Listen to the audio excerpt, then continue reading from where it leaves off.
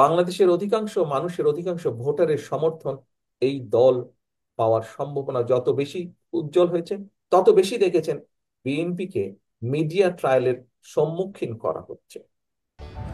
আপনারা দেখছেন প্রবাস বার্তা। একটি ষড়যন্ত্র আবারও শুরু হয়েছে। প্রিয় সহকর্মী, কিন্তু এটি যে শুধু কথার কথা নয়, বা এটি শুধু বক্তব্য রাখার জন্য বলছি না আমরা, বা আমাদের বক্তব্যের প্রতি যাতে মানুষ আকর্ষণ বোধ করে বা আকর্ষিত হয় তার জন্য বলছি না। আসলেও এইরকম একটি ঘটনা ধীরে ধীরে পাক খাচ্ছে, ধীরে ধীরে গড়ে উঠছে একটি ষড়যন্ত্র বিশাল।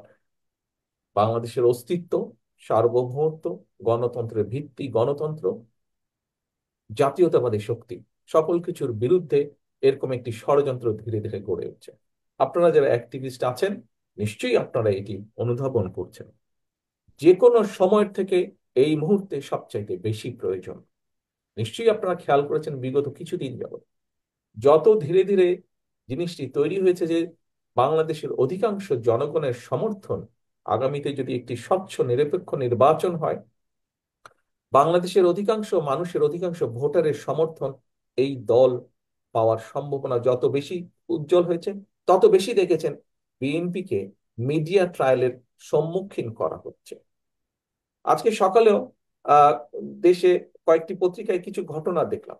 দেখার পরে কেন্দ্রীয় অফিসে আমি যখন খবর দিলাম, তারা চেক ব্যাক করে আমাকে জানালো ঘটনা ঘটেছে একরকম, পত্রিকার পাতায় উপস্থাপন করা হয়েছে আরেক রকম ভাবে। প্রিয় সহকর্মী বৃন্দ, এই বিষয়গুলো আপনারা সুন্দরভাবে, আরো পরিষ্কারভাবে যুক্তিতর্ক দিয়ে আপনারা তুলে ধরতে সক্ষম।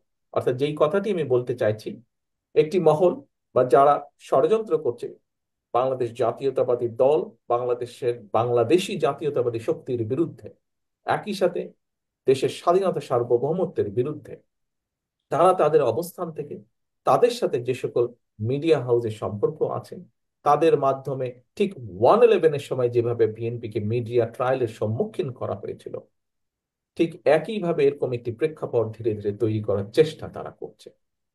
আপনারা যেমন সেই সময় জনগণের কথা, স্বৈরাচারের সময় জনগণের কথা, বাংলাদেশ জাতীয়তাবাদী দলের কথা আপনারা যেমন জনগণের কাছে পৌঁছে দিয়েছিলেন, আজও আবার আপনাদেরকে সেই কাজটি করার প্রয়োজনীয়তা যে কোনো সময় থেকে বেশি। এবং এইটি আপনারা মনে হয় করতে পারবেন একমাত্র আমরা যদি সকলে ঐক্যবদ্ধ থাকি।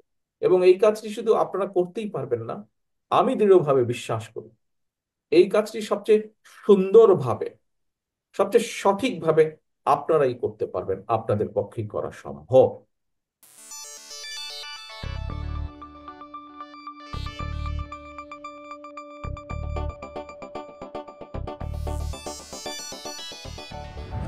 আপনারা দেখছেন প্রবাস বার্তা।